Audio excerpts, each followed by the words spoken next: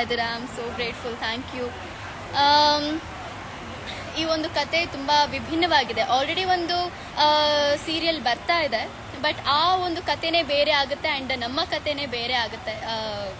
Advocate serial already ಬರ್ತಾ ಇದೆ, ನಿಮಗೆ ಗೊತ್ತಿದ್ದಂತೆ. ಸೊ ಆ ಒಂದು ಕತೆನೇ ಬೇರೆ, ಈ ಒಂದು ಕತೆನೇ ಬೇರೆ. ತುಂಬ ಇಂಟ್ರೆಸ್ಟಿಂಗ್ ಆಗಿರುವಂತಹ ಎಲಿಮೆಂಟ್ಸ್ ಇದರಲ್ಲಿದೆ. ಎಲ್ಲೂ ಕೂಡ ನಿಮಗೆ ಬೇಜಾರಾಗ್ಲಿಕ್ಕೆ ಸಾಧ್ಯನೇ ಇಲ್ಲ.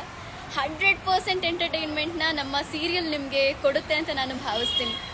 So thank you so much. Thank you so much.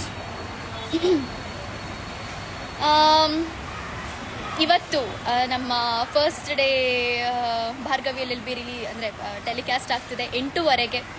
ಇಲ್ಲಿವರೆಗೂ ಶೂಟಿಂಗ್ಸಲ್ಲಿ ತುಂಬ ಎಂಜಾಯ್ ಮಾಡಿಕೊಂಡು, ತುಂಬ ಏನಂತಾರೆ, ನಾವು ಫೋಕಸ್ ಮಾಡಿಕೊಂಡು ಒಂದೇ ಇದು ಸ್ಟೋರಿ ಮೇಲೆ ಅದ್ರ ಮೇಲೆ ಪ್ರಿಪೇರ್ ಆಗ್ತಾ, ಏಕೆಂದರೆ ಇಲ್ಲಿವರೆಗೂ ನಾನು ಮಾಡಿರುವಂಥ ಕ್ಯಾರೆಕ್ಟರ್ಸ್ಗಳಿಗೆ ಈ ಒಂದು ಭಾರ್ಗವಿ ಪಾತ್ರ ತುಂಬಾ ವಿಭಿನ್ನವಾದಂಥದ್ದು.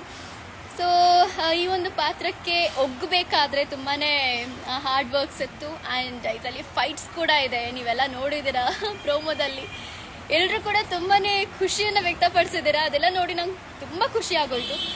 ಸೊ ತುಂಬಾ ಡಿಫ್ರೆಂಟ್ ಆಗಿರುವಂತಹ ಕ್ಯಾರೆಕ್ಟರ್ ಈ ಭಾರ್ಗವಿ ಅನ್ನೋದು. ಬೋಲ್ಡ್, ವೆರಿ ಬೋಲ್ಡ್ ಆ್ಯಂಡ್ ಸತ್ಯಕ್ಕಾಗಿ ನಿಲ್ಲುವಂತಹ ಕ್ಯಾರೆಕ್ಟರ್.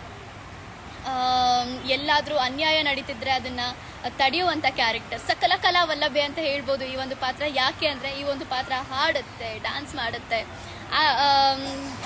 ಏನು ಕರಾಟೆಯನ್ನು ಕಲ್ತಿದೆ. ಆ್ಯಂಡ್ ಮನೆಯಲ್ಲಿ ಹೇಗಿರಬೇಕು ಅಂತಲೂ ಗೊತ್ತಿದೆ, ಹೊರಗಡೆ ಜಗತ್ತಿಗೆ ಹೇಗೆ ಇರಬೇಕು ಅನ್ನೋದು ಕೂಡ ಗೊತ್ತಿದೆ. ಎಲ್ಲವನ್ನು